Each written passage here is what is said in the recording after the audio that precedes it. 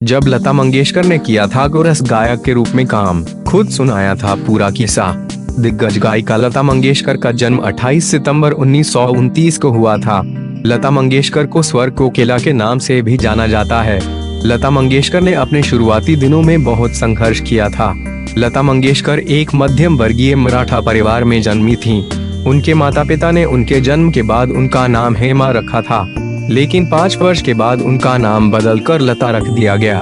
लता ने दशकों तक बॉलीवुड पर अपनी आवाज का जादू बिखेरा है, लेकिन उन्होंने इंडस्ट्री में स्थापित होने के बाद भी कोरस गायिका के रूप में काम किया। इस बारे में खुद लता मंगेशकर ने एक इंटरव्यू के दौरान बताया था। उन्होंने बताया था कि बॉलीवुड के दिग्गज संगीतकारों में शुमार अनिल विश्वास ने अचानक ही एक दिन उन्हें कोरस में गाने के लिए कह दिया था, जबकि उस समय तक वो खुद को फिल्म इंडस्ट्री में स्थापित कर चुकी थीं। फिर भी उन्होंने अनिल विश्वास के कहने पर कोरस गायिका के रूप में काम किया। अनिल विश्वास एक दिन सुरिंदर कौर का कोई गीत रिकॉर्ड करा रहे थे। संयोग से उस दिन लता मंगेशकर भी वहां मौजूद थीं। तभी अनिल दा ने लता से कोरस में गाने के लिए कहा।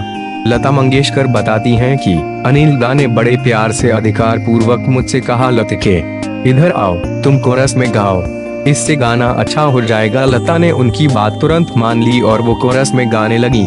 लता ने खुद इस वाकये को याद करते हुए बताया था कि दादा ने ना जाने किस मूड में बड़ी प्रसन्नता से यह बात कही थी, तो मुझे भी लगा उनके मन की बात करते हैं।